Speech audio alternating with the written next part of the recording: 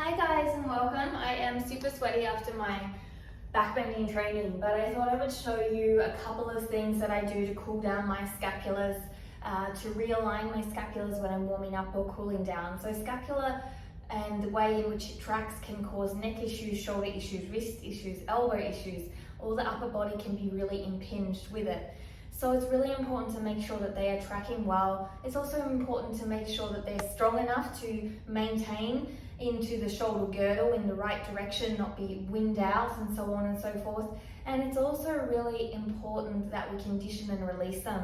So the first exercise, you'll need one block. We're going to do a release for the lat and the rotator cuff. And we're also going to activate it.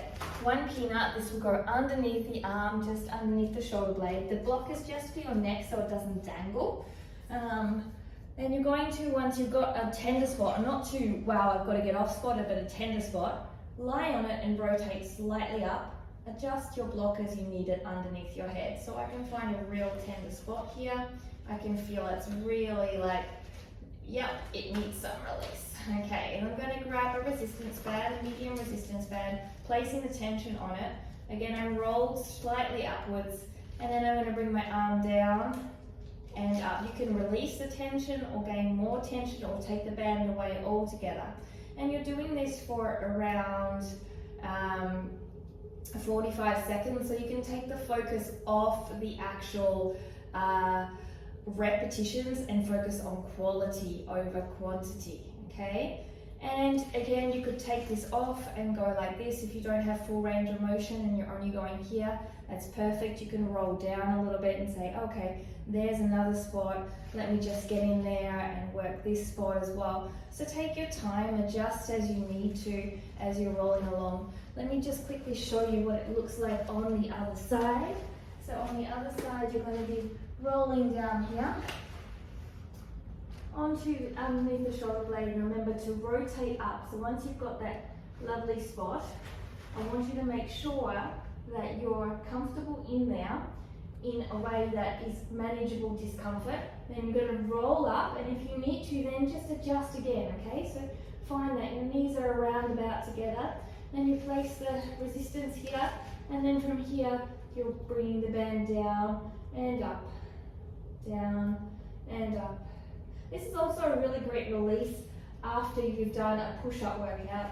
So also, if you just roll a little bit back and forwards like this, you may feel a tender spot, and rolling on that just simply by doing this motion can give a bit of release under the shoulder blade. But make sure that it's not sharp pain. That's not what we're looking for as we do this. So there's lots of alternatives. Again, just from the front point of view, that second part of the exercise was simply finding a tender spot here, hopping on there and just rolling like this. And maybe you stay here for, when you find a really tender spot, just sit here on it like this. You can move your arm wherever you might need to. That can change the intensity of it, roll open a bit further or not. And holding here for 30 seconds and releasing off can also give you a bit of release of tension, which will help in the long term as well. So you can do that exercise and then just play around with any tender spots and sit here for a while. Okay, so that's the first exercise that we're utilizing. Now, the second exercise we're going to need is a band. So we'll pop these to the side. And you're going to sit up nice and tall, or to take the ribs emphasis out, you're going to sit here. So what we tend to do, we tend to pop our ribs, and we don't want any ribs empathizing with us and moving back and forward. We want them controlled. We want them not to move at all. In fact, you're going to pull the tension on the band here, and this shoulder blade here must, or this shoulder, must be not in front of the shoulder or behind, but right in a line with that shoulder, okay?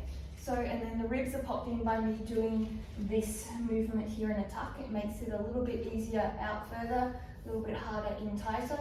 That way I don't use my ribs. Now I'm going to pull that tension, so I have to hold it here. And all I'm going to do is go up and back in that same plane of motion to work my rotator cuff and shoulder stability. Up and down, so looking at it from behind, arms not forward, back, elbows are not flared. It's really in line with that shoulder. Head is straight forward, body positions up tall, place the tension on, and then you've got to track that line up and back. And again, using that 45-second mark, really working the scapular upward movement, but also the rotator cuff to strengthen. And lastly, one more band, a small or medium to light resistance band, and place it on your elbows. On your elbows it shall be, and you've got 2 rounds of this movement for 45 seconds. The first one is where you'll be in a child's pose, slightly rounded back, we've got no arching going on. And you're going to start in that child's pose, you're going to extend the arms out as long as possible, keep the elbows out. And when you're at your depth and you're not sinking, still got a little bit of an arch, you're going to hold here and open the arms. This is when it gets the work. And then you're going to pull back. Arms come together, head is in neutral, pull sliding all the way forward until you can't slide anymore and hold that kind of rounded position. Open up, still shoulders are not by the ears, and pulling back. And then we reverse the movement for 45 seconds, extending all the way up, hands come together and pulling back. Extending all the way up, hands come together and pulling back. This is really going to help the traction of your shoulder blade in their overhead position and the strength as well.